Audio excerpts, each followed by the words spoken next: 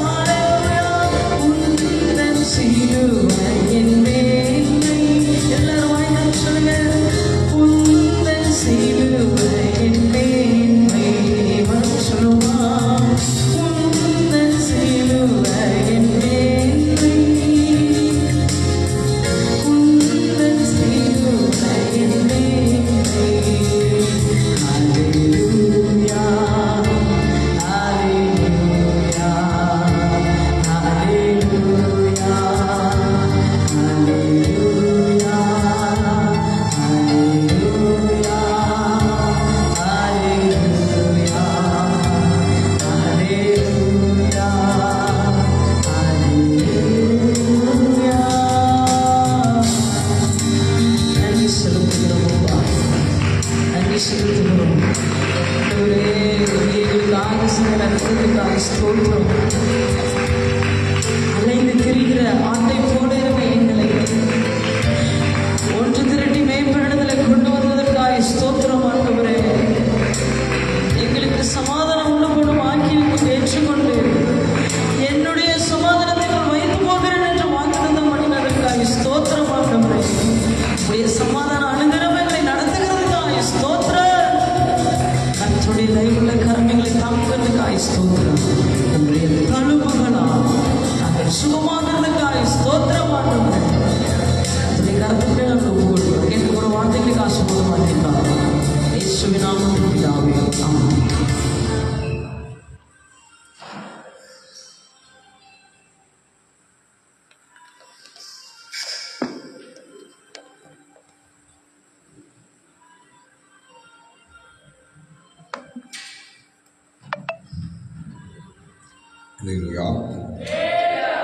எல்லாம் சேர்ந்து ஒரு அலையிலே சொல்லலாமா? ஹல்லேலூயா. கர்த்தர் பெரியவர். இந்த நாளிலே வந்திருக்கிறவங்க யாவரையும் வாழ்த்தி வரவேற்கிறேன். இந்த காலை ஜெபம் ஒவ்வொரு நாளும் நம்முடைய வாழ்க்கையிலே புது புது நன்மைகளையும் ஆசீர்வாதங்களையும் கொண்டு வரும் என்பதில் சந்தேகமில்லை. இந்த நாளிலே இயேசு கிறிஸ்து மனுகுலத்தின் பாவத்திற்காக தன் ஜீவனை சிலுவையில் விடுகிற ஒரு நாளாக இந்த நாள் காணப்படுகிறது. ஆகவே இந்த நாளிலே எல்லாரும் சிலுவை தியான வார்த்தைகளை தான் எல்லாரும் எடுத்துக்கொள்வார்கள், எடுத்து தியானிப்பார்கள். ஸ்தோத்திரம். ஆனால் நம்ம இந்த நாளில் நேற்றைய தினத்திலே நாம் சில வசனங்களை பாதியில் நிறுத்தியிருக்கிறோம். அதை முடித்துவிட்டு ஆண்டவர் சித்தப்பட நம்ம சிலுவை 7 வார்த்தைகளுக்கு நேராக நம்ம போகலாம். இப்போ நம்ம ஸ்தோத்திரம். ஹல்லேலூயா. நம்ம நேற்றைய தினத்திலே நாம் படித்தோம். ஸ்தோத்திரம். அப்படின்னா உனக்கு விதமாய் உருவாக்கப்படும் என்ற ஆயுதம் வாய்க்காதே போகும். ஸ்தோத்திரம். எபிரேய மொழியிலே உருவாக்கப்படும் என்பது எபிரேயத்திலே யாசர் என்று சொல்லப்பட்டிருக்கிறது. யாசர் என்று சொல்லப்பட்டிருக்கிறது. எபிரேயத்தில் உருவாக்கப்படும் என்று அந்த வார்த்தைக்கு எபிரேயத்தில் யாசர் என்று சொல்லப்படுகிறது. ஆகவே அந்த வார்த்தைகளை தான் நம்ம உருவாக்கப்படுகிற ஒரு 6 விதமான ஆபத்துகள் மனிதனுடைய வாழ்க்கையிலே, மனிதர்களுடைய பயணத்திலே ஒரு 6 விதமான ஆபத்துகளை குறித்து நம்ம கடந்த நாளிலே பார்த்து கொண்டிருக்கிறோம். சொல்லுங்க பார்க்கலாம். 1 சொல்லுங்க. ஒரு ஆபத்து யார் வழியாக வருகிறது? நேற்று கேட்டோம்ல, சொல்லுங்க பார்க்கலாம். 5 வார்த்தைகளை நம்ம கேட்டிருக்கோம். முதல் ஆபத்து எப்படி வருகிறது? ஞாபகம் இருக்கா? ஏன்னா பாஸ்டர் நேற்று சொன்னதை போய் இன்னைக்கு போய் கேட்குறீங்களே, உங்களுக்கே நியாயமாக இருக்கா? அதெல்லாம் மனசில் வச்சுருக்க முடியுமா? நாங்கள் வருவோம், தூங்கி வசனத்தை கேட்குறோம், உடனே நாங்கள் விட்டுருவோம். இப்போ போய் எங்களை கேட்டால் நாங்கள் என்ன பதில் சொல்கிறது? இப்படி ஒரு சந்தர்ப்பத்தை எங்களுக்கு ஏன் பாஷை கொடுக்குறீங்க என்று கேட்குற மாதிரி உங்கள் மனசு, உங்கள் பார்வை, உங்களுடைய முகம் எல்லாம் அப்படி தான் தெரியுது.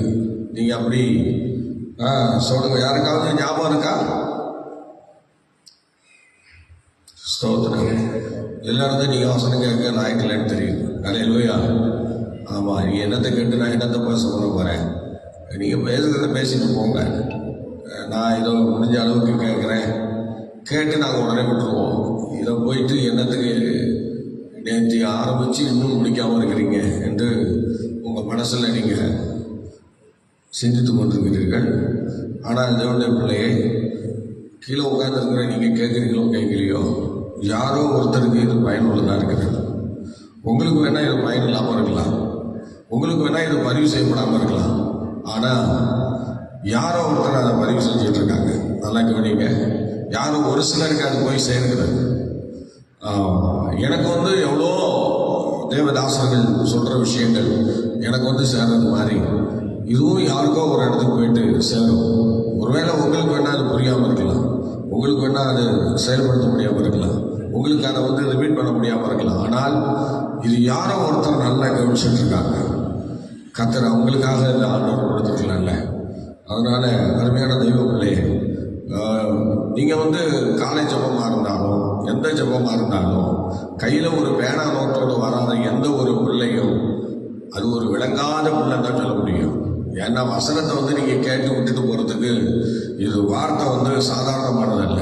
இதை வந்து நீங்கள் என்ன செய்யணும், வசனத்தை ஒவ்வொரு நாளும் என்ன இங்கே உபதேசிக்கப்படுதுன்னு சொல்லி பதிவு பண்ணணும், எழுதணும். சோதரம் அப்படி எழுதுறவங்க வருங்காலங்களில் பெரிய ஊழியக்காரங்களாக மாறுவாங்க.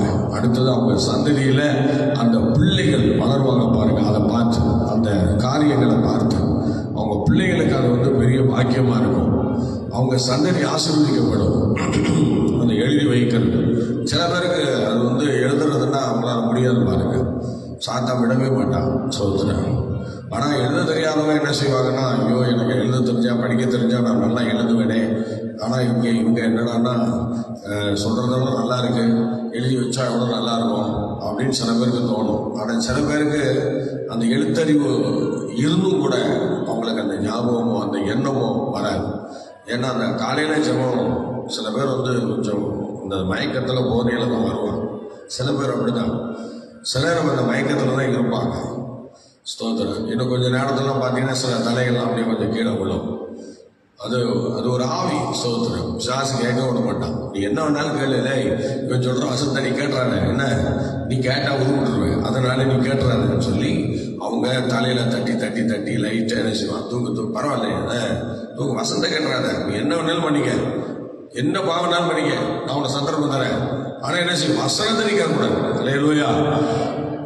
வசனத்தை கேட்டால் நீ மறந்து திரும்பிடுவேன், எனக்கு வேலை எல்லாம் போயிடும். அதனால வசனத்தை கேட்காத, லைட் போகிற பரவாயில்ல தூங்கு என்று சொல்லி லைட்டாக தண்ணி விடுவான். அப்படியே ஒரு காற்று மாதிரி வரும் பாருங்க சோதனை. சிலருக்கு அப்படி குளிர்ந்த காற்று. அந்த தாவீதுக்கு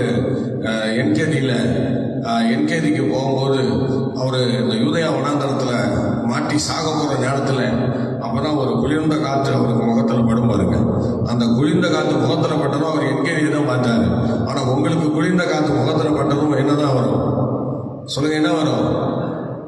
குளிர்ந்த காற்று பட்ட உடனே தூக்கம் வந்துடும் நமக்கு. அல்லேலூயா. ஒரு காற்று அடிக்க பாருங்க, அப்படியே ஒரு அலை, அப்படியே ஒரு குளிர்ந்த காற்று. ஒரு அலையிலே சொல்லுவோமா? சத்தமாக சொல்லுங்க, அல்லேலூயா. அதனால கர்த்தருடைய பிள்ளைகள் இந்த வார்த்தையை பதிவு செய்யறதுக்கு இவ்வளோ நேரம் பேச வேண்டியதாக இருக்கு. ஸ்தோத்திரம். பேசி என்ன வருஷம் நீங்கள் சொல்கிறத நான் எழுத போகிறேன்றீங்களா? கண்டிப்பாக இல்லை. அல்லேலூயா. ஏன்னா அவ்வளோ தேறினவங்க எல்லாம் சார் சொல்லுங்கள், நான் கேட்குறோம். ஆனால் நாளைக்கு கேட்டிங்கன்னா நான் பதில் சொல்ல மாட்டோம். அதனால் வேணா நீங்கள் கேளுங்க, சொல்லுங்கள். ஆனால் நாளைக்கு கேள்வியெல்லாம் கேட்காதீங்க. அதெல்லாம் எங்களால் சொல்லவே முடியாது. அதுக்கு எங்களால் ஸ்தோத்திரம் முடியாது மாஸ்டர் என்று சொல்கிற மாதிரி இருக்கு. சார் இப்போ சொல்லுங்கள், முதல் வார்த்தை என்ன? மனித செயல்பாட்டிலிருந்து வரும் ஆபத்து. மனித செயலில் அவன் மனித செயலில் இருந்து வரக்கூடிய ஆபத்துகள். ஒரு அலையிலே சொல்லுங்களேன் சார். முதல்ல இதை பார்த்தோம், அவன் மனித செயலிலிருந்து வரக்கூடிய ஆபத்துகள். அடுத்தது தெய்வீக செயல்பாடுகளில் வரும் ஆபத்துகள். சொல்லுங்க. ரெண்டாவது என்ன? தெய்வீக செயல்பாடுகளில் இருந்து வரும் ஆபத்துகள். தெய்வத்துக்காக நிற்கிறேன்னு சொல்றவனுக்கு நிறைய சோதனை இருக்கும். சோதனம். சரி. அடுத்தது மூன்றாவது இயற்கையால் வரும் ஆபத்துகள். சோதனம். இயற்கையால் வர ஆபத்துனா, இயற்கையா வர ஆபத்துகள் தெய்வம் தான் வந்து நம்ம காப்பாற்ற முடியும். இயற்கையால் வரக்கூடிய ஆபத்துல யாருமே வர முடியாது. இயற்கையில கடல்ல வந்த கடல் கொந்தளிப்பு, வெள்ளங்கள், இதிலெல்லாம் அந்த படகுல உள்ளவங்களை காப்பாற்றினது இறைவன் தான், இயேசு கிறிஸ்து தான். அது மாதிரி தான் அப்படி காணப்படுகிறது. நான்காவது தனிப்பட்ட மனிதனுடைய வாழ்க்கையில் வருகிற இந்த அவமானங்கள், நெருக்கங்கள், இது வந்து ஒரு பெரிய ஆபத்து மனிதனுக்கு. இது தாவீதுக்கு வந்த ஆபத்து. தாவீதுக்கு நிறைய ஆபத்துகள் இருந்துச்சு பார்த்தீங்களா? தனி மனிதனுக்கு நிந்தை, அவமானம், சோதனம். அவரு பாவம் செஞ்சப்பையும் ஆபத்தான், பாவம் செய்யாம அரசாட்சி வந்த பிறகும் ஆபத்தான். பார்த்தீங்களா? அபிஷேகம் என்னைக்கு வாங்கினாரோ அன்னையிலேருந்து தாவீது ஓடிக்கிட்டே இருந்தார், துரத்தப்பட்டு ஓடிக்கிட்டே இருந்தார். பல பேர் நிந்திட்டு இருந்தான். என்ன செய்யறது? அப்படிதான். இப்போ வந்து நம்ம அஞ்சாவது பார்ப்போம். சோதனை. அஞ்சாவது என்ன? ஒரு கூட்டமாக விரோதமாய் ஆபத்து செய்கிறவர்கள். ஒரு கூட்டமாக வந்து ஆபத்தை கொண்டு வரக்கூடியவர்கள். ஏசாயா தீர்க்கதரிசன புஸ்தகம் 54ஆம் அதிகாரம் 15ஆம் வசனம் படிக்க பார்க்கலாம்.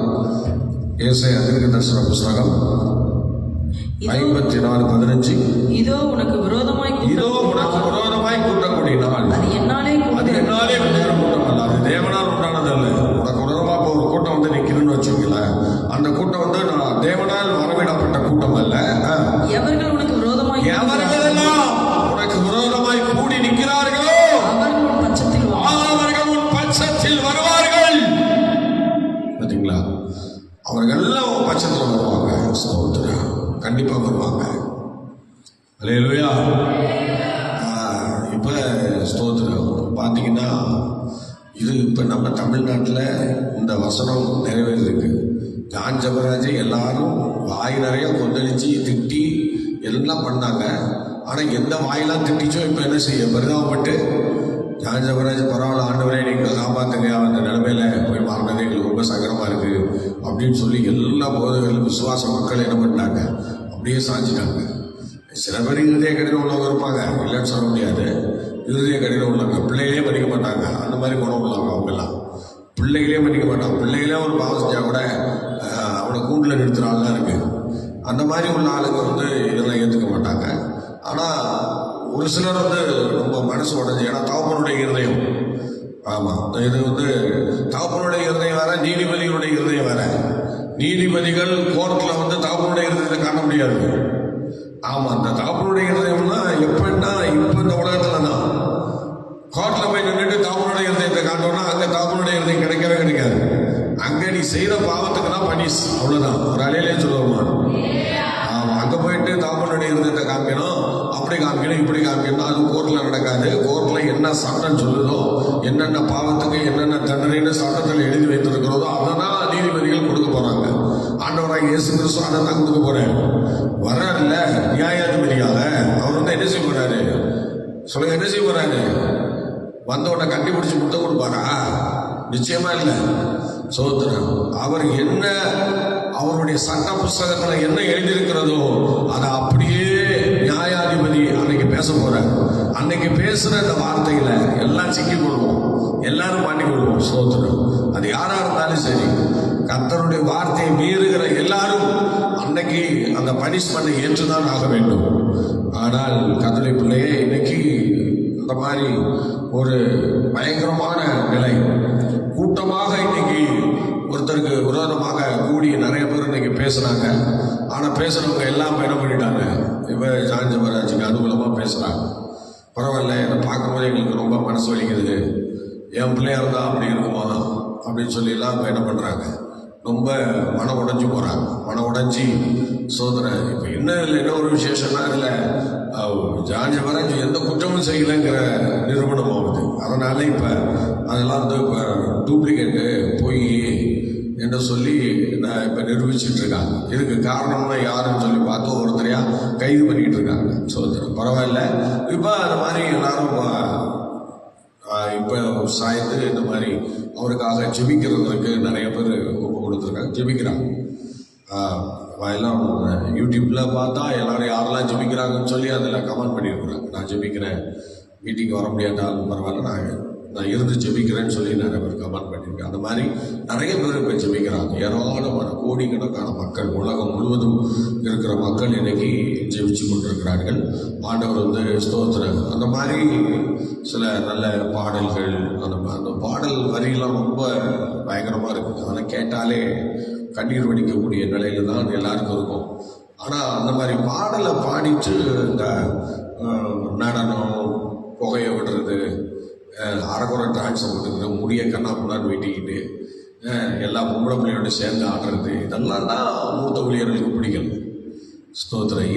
இது மாத்திரம் கொஞ்சம் தெளிவாக இருந்திருந்தாருன்னா எல்லாருக்கும் அது பிடிச்சிருக்கும். ஏன்னா எத்தனையோ ஊழியக்கார பிடிச்சது, ஏன் இவரை மாத்திரம் பிடிக்காம போச்சு? இந்த ஒரு விஷயம்தான். இந்த மாதிரி ஆண்டவருடைய ஆவிக்குரிய உலகத்தை சீரழிச்ச மாதிரி காரியம் பண்ணனால தான் எல்லாரும் கொஞ்சம் விரோதம் பண்ணாங்க. மற்றபடி அவர் என்ன விரோதம் மாமனமாச்சானா இல்லை சத்ருவா அப்படிலாம் ஒன்றும் கிடையாது. கர்த்தருடைய வார்த்தையை மீறுறதுனால மக்கள் வந்து அதை கெட்டு போகிறாங்க. அதனால் ஊழியர்கள் பாய்ச்சாங்களே தவிர ஊழியர்கள் மேலும் தவறு சொல்ல முடியாது. அவங்க தேவனுடைய வீட்டை குறித்து உண்டான பக்தி வைராக்கியனை பட்சித்தது என்கிற அந்த வார்த்தையின்படி தான் அவங்க என்ன பண்றாங்க, எல்லாரும் எழுப்பி இருக்கிறாங்க. சரி, இந்த மாதிரி உனக்கு விரோதமாக ஒரு கூட்டம் கூடினா அது என்னாலே கூடுகிற கூட்டம் அல்ல. எவர்கள் உனக்கு விரோதமாக கூடுறாங்களோ அவங்க பட்சத்துக்கு வருவார்கள் சொல்லியிருக்கு. ஒரு காலத்தில் 2003 நான் ஒரு 10 வருஷமா ஒரு சபை நடத்திட்டு இருந்தேன்.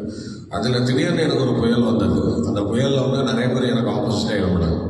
என்ன எழுப்பினாங்கன்னா, இவர் ரொம்ப என்ன வேலை வாங்குறாரு, ரொம்ப ஊழியம் செய்ய வைக்கிறாரு சோதனை என்று சொன்னாங்க. ரொம்ப வேலை செய்ய சொன்னாரு அப்படின்னு நான் சொல்லாத வார்த்தை. அப்படின்னா நேராக நான் அவங்கள வாடி போடிலாம் சொன்னேன் அப்படின்னு சொல்லிட்டாங்க. ஆனால் நான் சொல்லவே இல்லை. சோதனை யாரையும் பார்த்து நீ வாடி போடி அப்படிலாம் யார்ட்டையும் நான் நேரம் பேசுறதே இல்லை. ஆனால் இதை வேணும்னே சொல்லி எல்லாரும் என்ன பண்ணாங்க, ஒரு 30 பேர் சேர்ந்து எனக்கு விரோதமாக ஒரு கூட்டம் கூடி அப்படி பண்ணாங்க. ஸ்தோத்திரம். அதுவும் நடுராத்திரி 11-12 மணிக்கு என்னை கூப்பிட்டு ஒரு கூண்டில் நிறுத்தி என்னை கேள்வி கேட்டாங்க. நீ என்ன தலைமை பாஸ்டர் கேட்குற? என்ன கேட்டாரு, நீ இவங்களை இப்படி சொன்னியாம அப்படின்னாரு.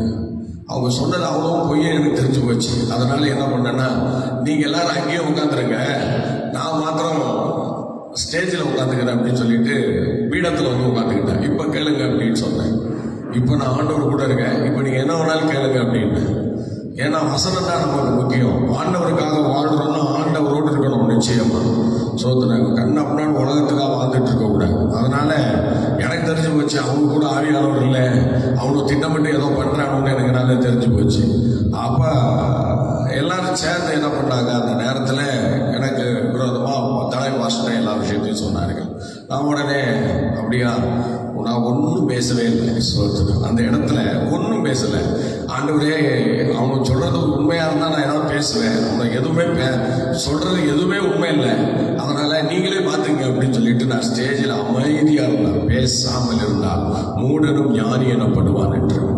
அப்புறம் நாங்கள் ஆண்டவர் கிருபையினால எனக்கு அப்புறம் ஒரு தீர்மானம் என்னன்னா, இவ்வளவு உண்மையை பேசுற மக்களை இனிமே நம்ம வச்சு ஆளுகை செய்யறது ரொம்ப கஷ்டம் தான். அதனால பாஸ்டர் உங்களுக்கு அனுகூலமா இருக்கிற ஒரு பாஸ்டர் போட்டு நீங்க ஊழியம் பண்ணுங்கன்னு சொல்லிட்டு ஸ்டேஜில் இருந்து நான் பாட்டி எழுப்பி வந்துட்டேன். கர்த்தர் கிருபையினால ஒரு ஊழியத்தை துவங்கி கர்த்தர் கிருபையினால அதுக்கப்புறம் தான் ஆண்டவர் இன்னைக்கு இந்த 2 கோடி மதிப்புள்ள இந்த திருச்சபையை கட்டி கொடுத்து என்னை நேசிக்கிற 100கணக்கான மக்களை எனக்கு கொடுத்துருக்கிறேன். ஆனால் அன்னைக்கு யாரெல்லாம் அந்த கூட்டத்தில் இருந்தாங்களோ அவங்க எல்லாம் என்ன செய்கிறாங்கன்னா, இந்த வசனத்தின்படி உனக்கு விரோதமாய் கூட்டம் கூடினால் அது என்னாலே கூடுகிற கூட்டம் அல்ல, எவர்கள் உனக்கு விரோதமாக கூடினார்களோ அவர்கள் உன் பட்சத்தில் வருவார்கள் என்று சொல்லப்பட்டது. அந்த வார்த்தை எப்படி நிறைவேறிச்சு பாருங்க. ஒரு ஹஸ்பண்ட் ஒரு மனைவியை அப்படி தூக்கிக்கிட்டு வந்தான். தூக்கிக்கிட்டு வந்து, பாஸ்டர் என் மனைவியை காப்பாத்துங்க. ஸ்தோத்திரம். இது நடந்தது சத்தியம், இது சத்தியம், இது நடந்துச்சு. மனைவி தூக்கிட்டு வந்து காப்பாத்துங்க, என் மனைவி கை கால் இழுத்துட்டா, என்னால் ஒன்றும் முடியலன்னு சொல்லி நான் திருச்சபையில் ஜெபம் பண்ணிட்டு இருக்கேன், கொண்டு வந்து அங்கே போட்டான். உடனே அப்படியா அப்படின்னு சொல்லி தகப்பனுடைய இருதயம் என்னைக்கு இருந்தாலும் என் பிள்ளை தானே, அதனால அந்த பிள்ளைக்கு இறங்கி ஜெபிக்க ஆரம்பிச்சேன். அந்த ஜெபத்திலேயே அந்த மகள் எழுப்பி நடந்தான். தூக்கி கொண்டு வந்த அந்த மகளை போகும்போது நடந்து அழைச்சிட்டு போனா புருஷன். இதுதான் உனக்கு விரோதமாய் ஒரு கூட்டம் கூடினால் அது என்னாலே கூடுகிற கூட்டம் அல்ல, எவர்கள் உனக்கு விரோதமாக கூடினாங்களோ அவர்கள் ஒரு பட்சத்தில் வருவார்கள் என்று. அப்படி எனக்கு விரோதமாய் பேசினார் ஒரு நபர். அவன் இவன் பேசினார் பாஸ்டர்னு பொய்யா சொன்னாங்க பாருங்க. அவங்களுக்கு என்ன சம்பவிச்சதுன்னா, இன்னொரு சபைக்கு போறதுக்கு பஸ் ஸ்டாப்ல போய் பஸ் ஏறினாங்க. அவங்க ரத்த வாந்தி எடுத்தாங்க. ரத்த வாந்தி எடுத்து அங்க சுற்றி உள்ளவங்க எல்லாம் சொன்னாங்க, இன்னொரு சபைக்கு போறவங்க பஸ்ஸுக்கு நின்றவங்க, நீ உங்க பாஸ்டருக்கு விரோதமா பேசுனல, அதனாலதான் நீ இப்ப ரத்த வாந்தி எடுத்த அப்படின்னு சொல்லிட்டு ஒழுங்கு மரியாதையா உங்க பாஸ்டரை போய் சரணடைஞ்சிரு என்று சொல்லி அவர்கள் சொல்ல, அதை கேட்டு அந்த குடும்பம் திரும்ப என்னை நோக்கி வந்தார்கள். வந்து பாஸ்டர் என்னை மன்னிச்சிடுங்க என்று சொன்னாங்க. ரத்த வாந்தி எடுத்தது சொல்லலை. அப்புறம் அவங்க கூட வந்தவங்க தான் சொன்னாங்க, பாஸ்டர் இப்படியாக விஷயம் அப்படியா, கர்த்தர் யுத்தம் பண்ணுவார். அல்லேலூயா. நம்ம ஊழியக்காரனா இருக்கணும் சோதனை இருந்தா கர்த்தர் நமக்கு யுத்தம் பண்ணுவார். ஆகவே அந்த இடத்துல அப்படி செய்தார். இன்னொரு அம்மா ஸ்தோத்திரம், அவங்க பெரிய குடும்பம், 3 ஆம்பளை பிள்ளைங்க. அந்த அம்மா ஸ்தோத்திரம், அவங்களும் நமக்கு ஆப்போசிட்டாக ஈடுபடுவாங்க. அவங்க என்ன குற்றம் சொன்னாங்கன்னு தெரியல, அது சரியாக நான் கேட்கல. ஆனாலும் ஏதோ பிரிஞ்சுட்டாங்க, அது மாத்திரம் எனக்கு தெரியும். அவர்கள் திடீர்னு வந்தார்கள். எப்படி வந்தாங்கன்னா, 7 நாள் அந்த சபையில் இருந்தாங்களாம். இருந்து ஜோம் பண்ணி பார்த்தாங்க, கேட்கல. லோக்கலில் உள்ள எல்லா டாக்டர்கிட்டையும் போயிட்டு வந்துட்டாங்க. எல்லா டாக்டரும் கைவிட்டாங்க. எல்லாரும் சொன்னாங்க, நீ உன் சபைக்கு போ, உன் அப்பா வீட்டுக்கு போ, அப்போதான் நீ சுகமாக உயிரோடு இருப்பேன்னு சொல்லிட்டாங்க. அதனால புருஷன் 3 பிள்ளைங்க எல்லாரும் வந்து சாட்சியாக பீடத்தில் சொல்கிறேன், என் காலில் விழுந்து கேட்டாங்க, எப்படியாவது என்னை காப்பாற்றுங்க, என் மனைவியை காப்பாற்றுங்க என்று சொல்லி விழுந்து ஜெபிச்சு அப்படி கேட்டாங்க, ஜெபம் பண்ணுங்க என்று சொல்லி. அதுக்கப்புறம் 24 hours ப்ரேயர் நடந்துட்டு இருந்தது. அந்த ஜெபத்தில் வச்சு எங்கள் மனைவி உட்கார்ந்து அந்த அம்மாவுடைய தலையை அவங்க மடியில் வச்சு இரவெல்லாம் உட்கார்ந்து ஜெபம் பண்ணாங்க. ஆண்டவரே, 7 நாளாக சபையில் வச்சுருந்தாங்க, சுகம் இல்லை. இப்போ வந்து டாக்டர்கிட்ட கொண்டு போய் பார்த்தும் எல்லா டாக்டரும் கைவிட்டுட்டாங்க. இப்போ நாங்கள் ஜெபிக்கிறோம், இயேசுவின் நாமத்தினால எங்கள் சபைக்கு கொடுத்த பிள்ளை ஆண்டவரே, நாங்கள் உழைச்சி மீட்டெடுத்த பிள்ளை, அதனால எங்களுக்கு சுகந்தாங்கன்னு சொன்ன பிறகு பாருங்க, 20 வருஷமாக இன்னைய வரைக்கும் உயிரோடு இருக்காங்க. இதே சபையில் 50 நாள் ஜெபத்தில் தினம் வந்து கலந்துக்கிறாங்க. கர்த்தருடைய பெரிய கிருபைங்க. அதான் சொல்கிறேன், உனக்கு விரோதமாக உருவாக்கப்படும் எந்த ஆயுதமும் வாய்க்காதே போகணும்னா கண்டிப்பாக வாய்க்காது. இதில் பாருங்க, தாவீதுக்கு விரோதமாக அப்படி தான் எல்லாரும் எழுப்பினாங்க. இப்போ ஜெபராஜுக்கு விரோதமாக எழுப்பினாங்க பார்த்தீங்களா? இப்போ எழுப்பியிருக்கிறாங்க. இப்போ எல்லாரும் பாருங்களேன், இப்போ அவர் திரும்ப வந்து கூட்டம் நடத்துகிறா, எல்லாம் வந்தால் கூட்டத்தில் உட்காந்துருப்பான், நடக்கணும் போது சோதனை அப்படிதான். அல்லேலூயா. அதனால நமக்கு விரோதமாக ஒரு கூட்டம் கூட்டுனா அது தேவனால் கொடுக்குற கூட்டம் இல்லை. ஆனால் யாரெல்லாம் நமக்கு விரோதமாக கூட்டுறாங்களோ அவங்க எல்லாம் என்ன செய்வாங்க, நம்ம தேடி வந்துடுவாங்க, கண்டிப்பாக வருவாங்க. நிறைய பேர் வந்துட்டாங்க பார்த்தீங்களா? நிறைய பேர் வந்துட்டாங்க. அப்படிதான் கர்த்தர் நிச்சயமாக நடத்துவார். ஆகவே கர்த்தருடைய பிள்ளை, யார் உனக்கு விரோதமாக கூட்டம் கொண்டாலும் பயப்படாத. ஒரு நாள் கர்த்தர் அவரை அடங்கி இருக்க செய்வார். அவன் நிச்சயமாக ஒரு நல்ல தேவன் அடக்குவார். அதை பற்றி நம்ம கவலைப்பட வேண்டாம். ஆனால் நாம நல்ல ஊழியம் பண்ணணும்.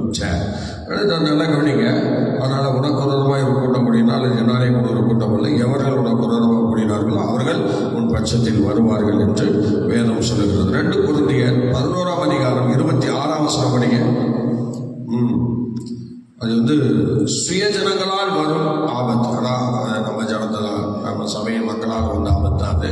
அதேமாரி இப்போ ஜான் ஜெபராஜுக்கு வெளியிலேருந்து இந்த ஆபத்தும் இல்லை, எல்லாம் உள்ளே இருந்து தான் ஆபத்து வந்திருக்கு.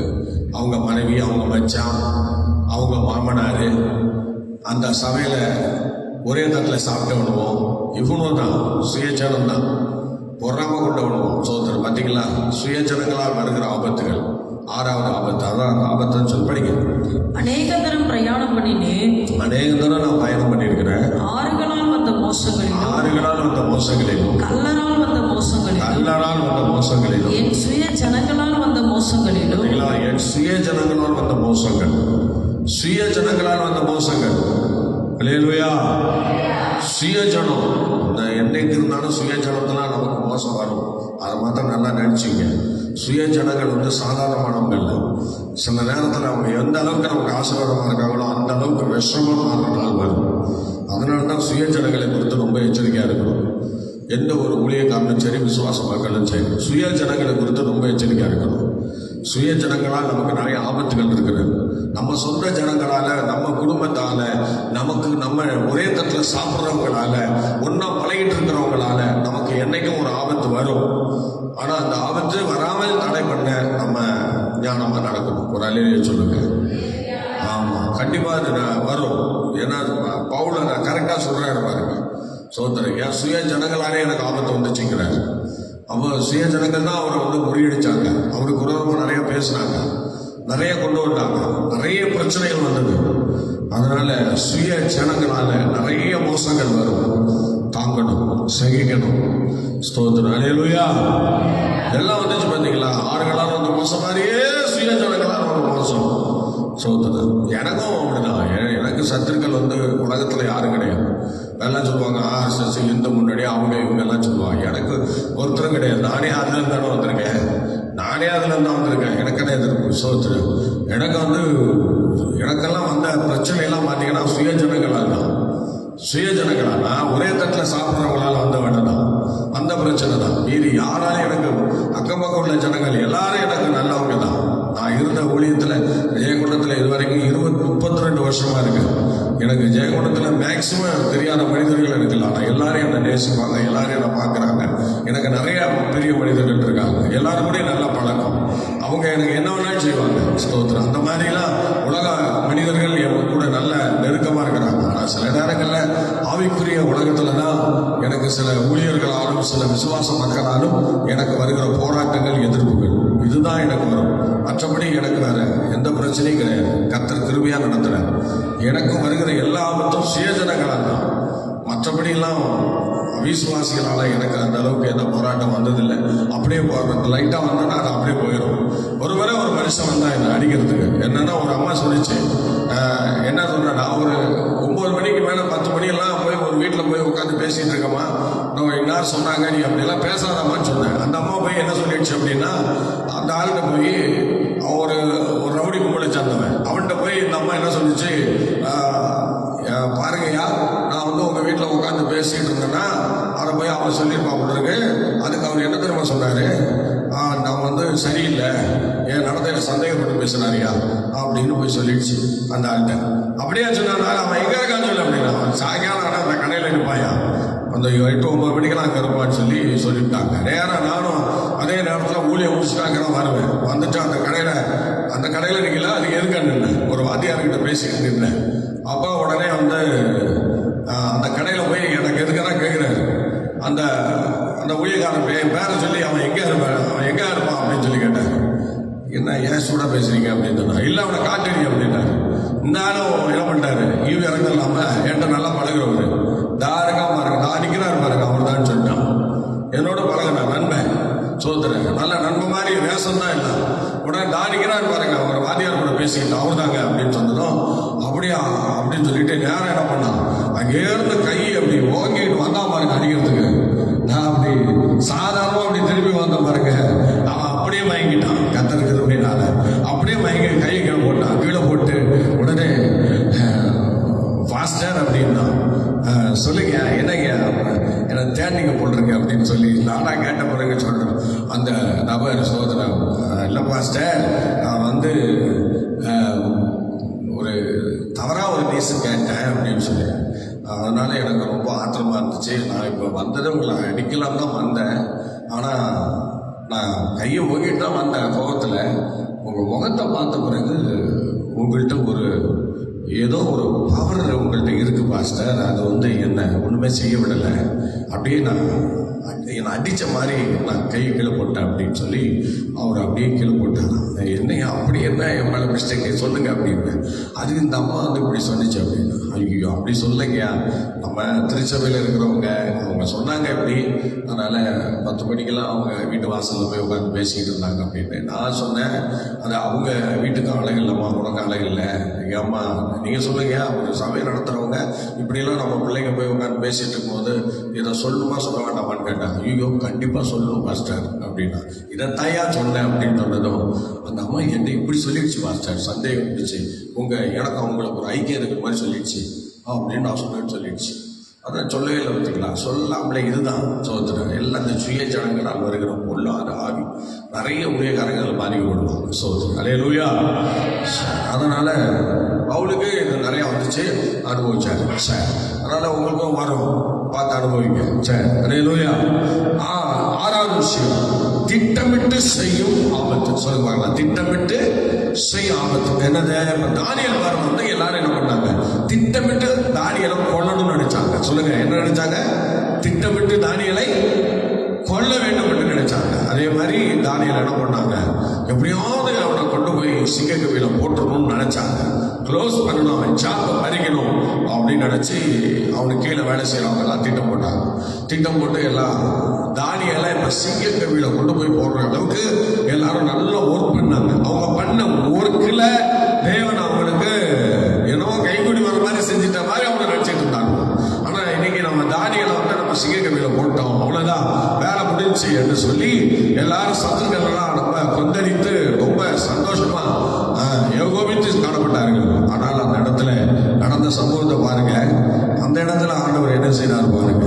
திட்டமிட்டு செய்த அந்த எவெல்லாம் திட்டமிட்டு செஞ்சானோ அவன் தான் அந்த சிங்கக்கபிக்கு மறுபடியும் வந்து நாசமான. பார்த்தீங்களா? நமக்கு விரோதமா யாரு திட்டம் போட்டாலும் அவன் திட்டம் ஒன்றும் பலிக்காதுங்க. ஒரு அலையிலேயே சொல்லுவோம். ஆமா, தானியேலின் காரியம் பாபிலோனில் ஆட்சியில எப்படி இருந்தது? ஜெயமா இருந்தது. அதனால நம்ம காரியம் ஜெயமா இருந்தா எவன் திட்டம் போட்டாலும் ஒன்றும் பண்ண முடியாது. கர்த்தர் கூட இருக்கிறார். அல்லேலூயா. உலகத்தில் இருக்கிறவனிலும் உங்களில் இருக்கிறவர் பெரியவர். சொல்லுங்க பார்க்கலாம்.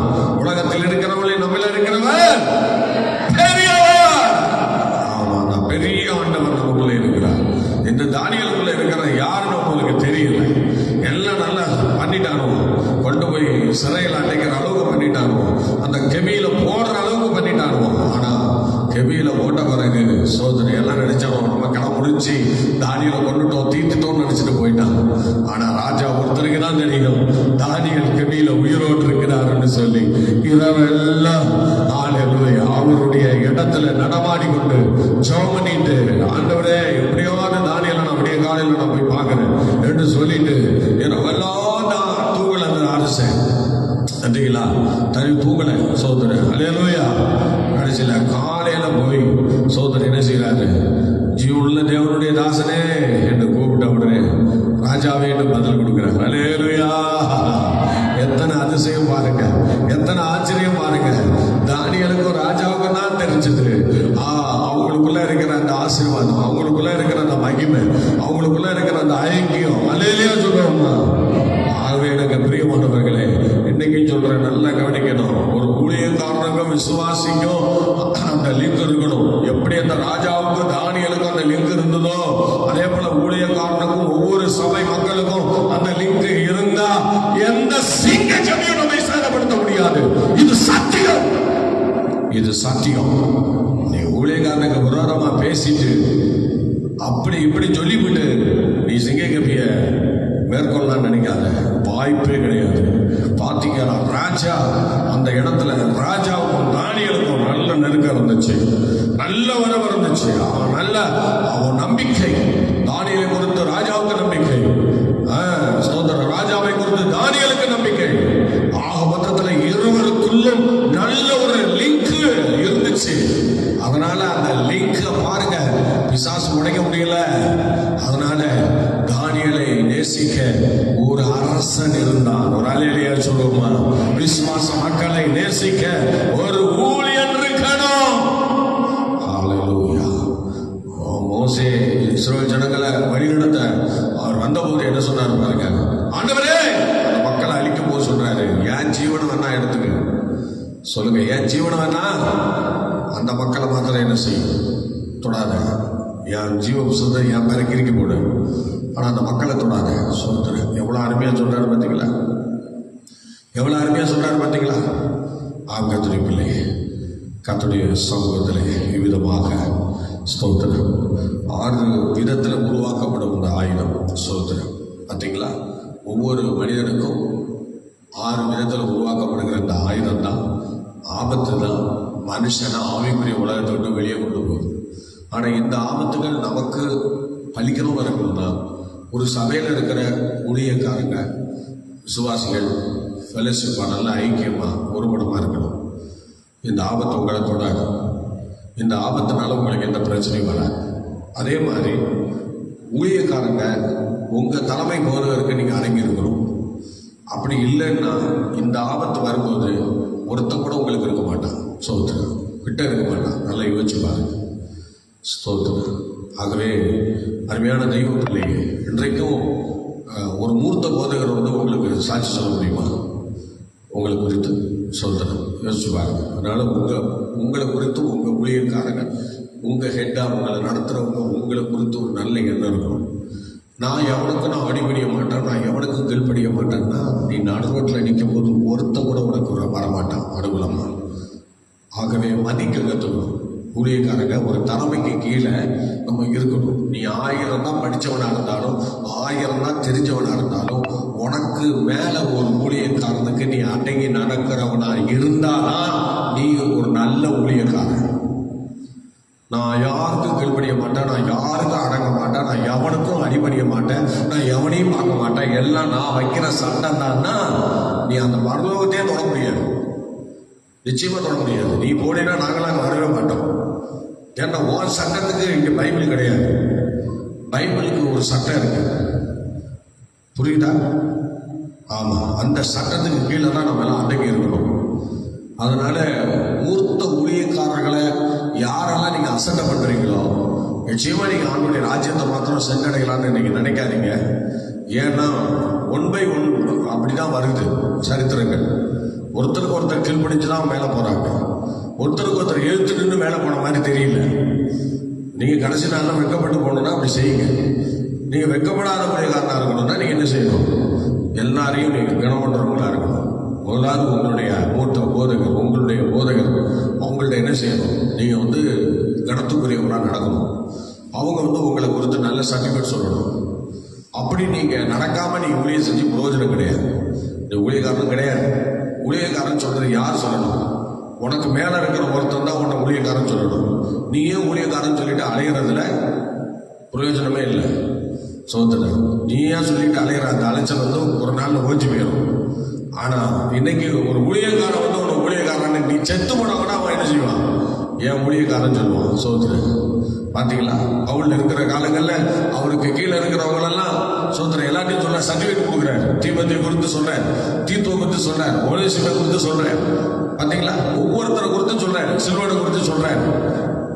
அல்லேலூயா. பாத்தீங்களா? எல்லாரும் குறித்து சொல்றாரு. அவருக்கு கூட எவெல்லாம் ஊழியத்துக்கு வந்தானோ எல்லாரும் குறித்து அவர் சர்டிபிகேட் கொடுக்குறாரு. அதுதான் ஒவ்வொரு மூத்த போதகர்களும் உங்களை குறித்து அவங்க சர்டிபிகேட் கொடுக்கணும். நீங்களா சர்டிபிகேட் கொடுத்துட்டு அலையக்கூடாது. சோதனை ஆகவே இந்த வசனத்தை கேட்டவங்களை கர்த்தர் ஆசீர்வதிப்பார். ஜெபிக்கலாமா? எல்லாரும் சோதர தாய் வணங்குவோம் கர்த்தருடைய சமூகத்திலே. ஹல்லேலூயா. கர்த்தாவே, இந்த 6 ஆபத்துகளை குறித்து நாங்கள் பார்த்தோம். ஹல்லேலூயா. சோதரம் உருவாக்கப்படும் என்பது எபிரேயத்திலே யாசர் என்று சொல்லப்பட்டிருக்கிறது. அந்த யாசர் என்கிற சொல்லுதான் இன்னைக்கு ஸ்தோத்திரம் அவ்விதமாக ஸ்தோத்திரம். அந்த யாசர் என்கிற அந்த வார்த்தை எபிரேய அகராயிலிருந்து ஸ்தோத்திரம் 3335 வார்த்தைகளாக வார்த்தை இருக்கிறது என்று சொல்லப்பட்டிருக்கிறது. யாசர் என்பதின் அர்த்தம். ஸ்தோத்திரம். அல்லேலூயா. ஸ்தோத்திரம். இதுக்கு நிறைய காரியங்களை நம்ம பார்க்குறோம். ஆகவே எனக்கு பிரியமான தேவனுடைய பிள்ளை எல்லாம் நல்லா ஜெபிங்க. நல்ல ஸ்தோத்திரம். ஊழியக்காரங்களுக்கும் உங்களுக்கும் எப்போதும் ஒரு நல்ல ஐக்கியத்தை ஏற்படுத்திக்கோங்க. நீங்கள் ஒரு நாள் வெட்கப்பட்டு போக மாட்டீங்க. சோதரன் ஆலையிலும் இதை கேட்குற யாராக இருந்தாலும், எந்த சபைக்கு போகிறவங்களா இருந்தாலும், நீங்கள் உங்களுக்கும் ஊழியக்காரர்களுக்கும் இடைவெளி இல்லாமல் பார்த்துக்கோங்க. அந்த பரிசுத்த சிந்தையோடு ஒருத்தருக்கு ஒருத்தர் நீங்கள் காரியங்களை கீழ்ப்படிந்து உங்கள் திருச்சபைக்கு நீங்கள் ஆசீர்வாதமாக இருங்க. உங்களுக்கு எந்த கேடும் வராது. கர்த்தர் விட மாட்டார். அப்படி இருந்தாலும் ஊழியக்காரனுடைய அந்த ஜெபம் உங்களை தூக்கி எடுக்கும். ஆகவே இளம் ஊழியக்காரர்களும் ஒரு மூத்த போதகருக்குள்ளே நீங்கள் அடங்கி இருந்து அவர்களுக்கு உங்களுடைய ஜெபகாரியங்களை தெரியப்படுத்தி உங்கள் தசோபாகங்களை அவங்களுக்கு கொடுத்து நீங்கள் அவங்கள்ட்ட ஜெபம் பண்ணிக்கணும். தசோபாகத்தை கண்ணாமுன்னான்னு கொடுக்கக்கூடாது. ஒரு மூத்த போதகத்தில் கொடுத்து நீங்கள் அவங்கள்ட்ட ஜெபம் பண்ணிக்கணும். அது நான் அவங்கள்ட்ட எப்படி கொடுக்குறேன்னா, விசுவாசி எப்படி உங்கள்கிட்ட கொடுக்குறாங்களோ அது மாதிரி தான் நீங்கள் அவங்கள்ட்ட கொடுக்கணும். அதனால் கொடுத்து ஜெபம் பண்ணிக்கணும். தசோபாகம் கொடுக்காத நிறைய ஊழியக்காரர்கள் இன்றைக்கும் இருக்கிறீங்க. இன்றைக்கும் நீங்கள் இருக்கிறீங்க. சோதரன் தப்பு, பயங்கரமான தப்பு. இந்த தப்பில் விடாதீங்க. ஊழியக்காரன் யாராக இருந்தாலும், ஊழியக்காரிகள் யாராக இருந்தாலும், நீங்கள் பண்ணுற செலவுக்கு இந்த சோபாகங்களை கண்டிப்பாக நீங்கள் கொடுத்து தான் ஆகணும். நீங்கள் கொடுக்கலன்னா நீங்கள் செய்கிறது ஊழியம் இல்லை, பிஸ்னஸ். நீங்கள் பிஸ்னஸ் பண்ணுறீங்க. அதனால் ஏமாற்று வேலை. இந்த ஏமாற்று வேலையை யாரும் செய்யாதீங்க. அதனால் ஒரு ஊழியக்காரனுக்கு நீங்கள் அடங்கி இருக்கணும். அடங்கி இருந்தால் 10 ஒரு பாகம் அவங்களுக்கு தசோபாகம் போய் சேரும். இப்படி நீங்கள் அவங்கள்ட்ட கொடுத்து ஜெபம் பண்ணிக்கோங்க. ஒரு நாள் சாப்பிட்டு அவங்கள சீக்கிரம் தொட முடியாது. ஜெபிக்கலாமா? பரிசுத்தமுள்ள பிதாவே, எங்களோடு கூட இருந்து இந்த வசனங்களை ஆசீர்வதித்ததற்காக நன்றி. வசனத்தை கேட்டால் அத்தனை கர்த்தருடைய பிள்ளைகளையும் பேர் பேராக நீங்கள் ஆசீர்வதிங்க. இயேசுவின் நாமத்தில் பிதாவே, ஆமென். அவங்க பிரசிவ் கர்த்தர் ஆசீர்வதிப்பார். மீண்டும் நாளை காலை 5 மணிக்கு சந்திப்போம். கர்த்தர் நம்மை நடத்துவார். God bless you.